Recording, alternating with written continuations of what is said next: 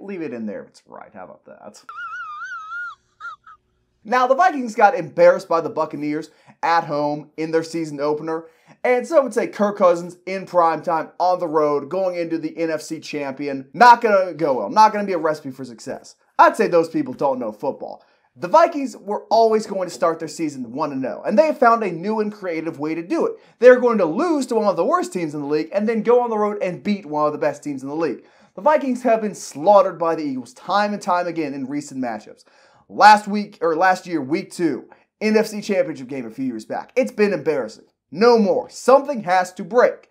The Eagles secondary did not look good against the Patriots. And if you don't look good against the Patriots with Mac Jones throwing to Juju Smith-Schuster and Hunter Henry, you are not going to be able to stop Justin Jefferson, Jordan Addison, TJ Hawkinson getting thrown to by Kirk Cousins, a top 10 quarterback. The Vikings beat themselves last week. They were the reason they lost. They're not beating themselves again. Vikings are taking this one in an upset.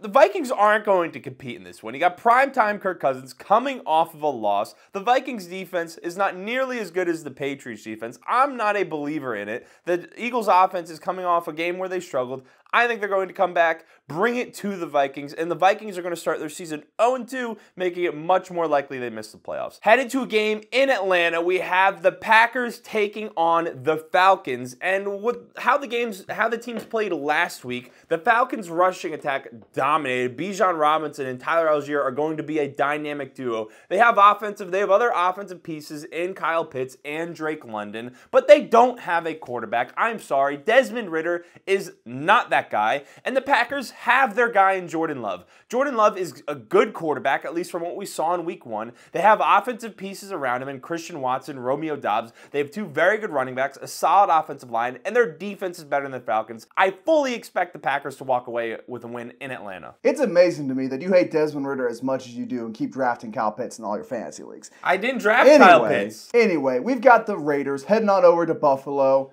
and I know they won against the Broncos. Did not look particularly great offensively, looked good defensively, but you're playing the Broncos, that kind of lends itself to the way of playing like that. The Bills are going to get a bounce-back win here. I don't think Josh Allen stinks it up 2 weeks in a row. I think he'd have to stink it up for this team to lose to the Raiders.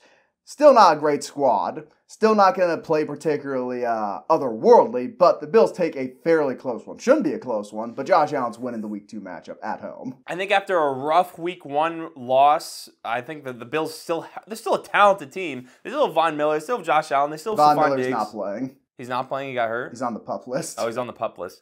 I'm an idiot, so I just take that out of there. But they have Dalton Kincaid, they have Dalton Knox, they have a talented offense. So I think they should walk away with the win, but the Raiders might be sneaky good this season with Devontae Adams and Jimmy G.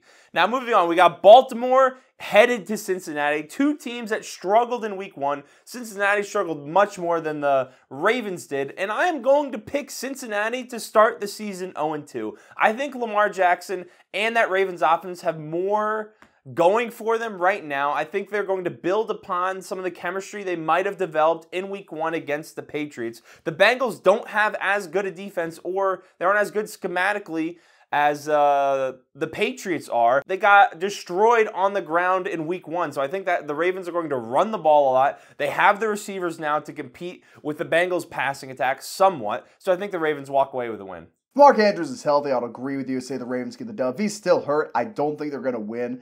Surely Joe Burrow can't stink it up 2 weeks in a row in a clear, cloudless night in Cincinnati after getting a $275 million contract. That'd be impossible. On to the Lions, who are riding high after beating the Chiefs at home for the home opener against the Seattle Seahawks. And we saw the Seahawks O-line struggle mightily, even those young promising tackles didn't look great. And the only reason Aiden Hutchinson didn't have 3 sacks against the Chiefs is because of an illegal formation and false starts on quite a few snaps from Jawan Taylor.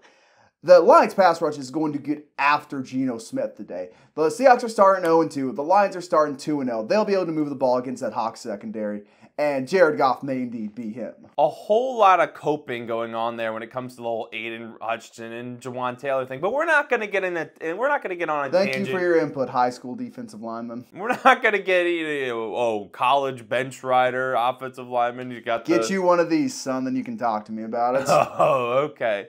But I feel better about the Lions in this one. Now, the Lions receiver core, it's a little bit concerning outside of Mon-Ra St. Brown. The receivers did nothing against the Chiefs. It was certainly a weak point of their offense. Their rushing attack looked very good. In this one, I think we're going to see a high-scoring game. I think the Seahawks are going to bounce back, and I think the Lions are going to put up a lot of points. And I feel better about the Lions winning it, but my heart wants to pick the Seahawks to win that. So logical brain picking Lions, heart wants to pick the Seahawks. You enjoy your seat right over there on that fence. I'm certainly sitting on it with that game. Now, we have a very exciting game between two rookie quarterbacks on maybe not the best teams in the NFL, but Anthony Richardson played the best out of all the rookie quarterbacks in week 1. I think they've got something going on there in Indianapolis. I think he's dealing with a bone bruise injury, so he's heading into this game a little bit banged up. I also think C.J. Stroud looked pretty solid in his performance, outside of the fact he held the ball a little bit too long and the offensive line play wasn't great at times. But I think the Colts have the better team. I think they have the better offensive weapons. I think Anthony Richardson, what he offers on the ground is more than what C.J. Stroud can make up for with some of the Texans' maybe talent deficiencies on offense. Leaving aside the differences in teams, it is pretty clear the Colts know how to use Anthony Richardson schematically much better than Texans know how to use C.J. Stroud, at least after 1 week. I'll give it to the Colts for that as well. On to the Jacksonville Jaguars hosting the Kansas City Chiefs, who are 0-1, but they just signed Chris Jones under a new contract for 1 year. He's going to be coming in there kind of hot. Hasn't had any OTAs or preseason to get used to the NFL game speed, but I still think he's going to be impactful. Jaguars' offensive line, still dreadful. I think Trevor Lawrence plays well, maybe even outplays Mahomes, but he is going to get sacked an awful lot. And for that reason, I'll take the Chiefs. I just can't imagine Kansas City starting the season 0-2. After the way their first game ended with all those receiver drops and the receiver play being as bad as it's been, I can't imagine that play being this bad against the Jaguars. Has it been? I don't think it's been confirmed whether or not Travis Kelce's playing, right? Has not been confirmed. So Travis Kelce may play in the game. If he plays, I definitely feel really good about the Chiefs, especially since they got Chris Jones back on the field, but I'm picking the Chiefs to win that one.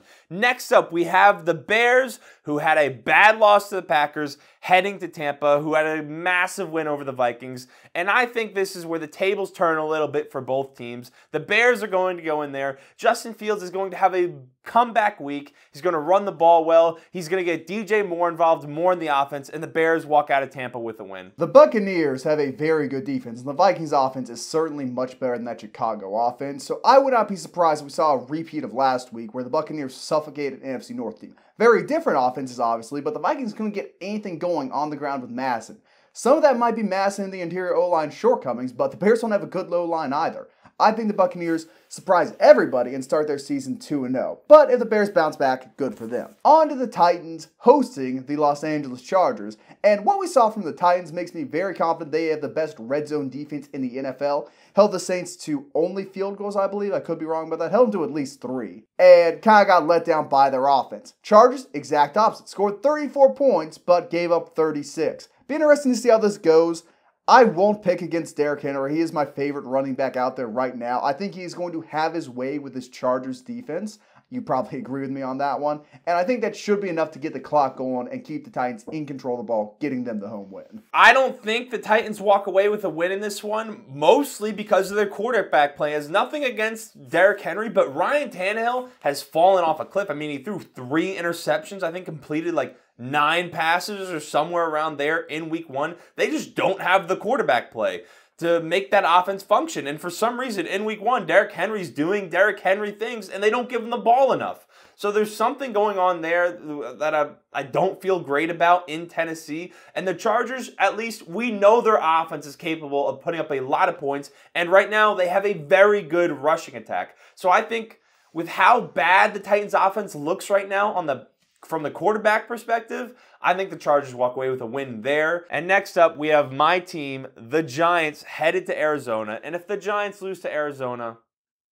the season's over. You can't go to Arizona and lose to that team that is just putrid from top to bottom. There's no way, especially when you just traded for one of their talented players on defense. He's on your side of the ball. You took talent from them. You didn't give them talent when you traded with them. Didn't take much talent if Sunday's games didn't go off of. I mean, you could say that, but it is going to...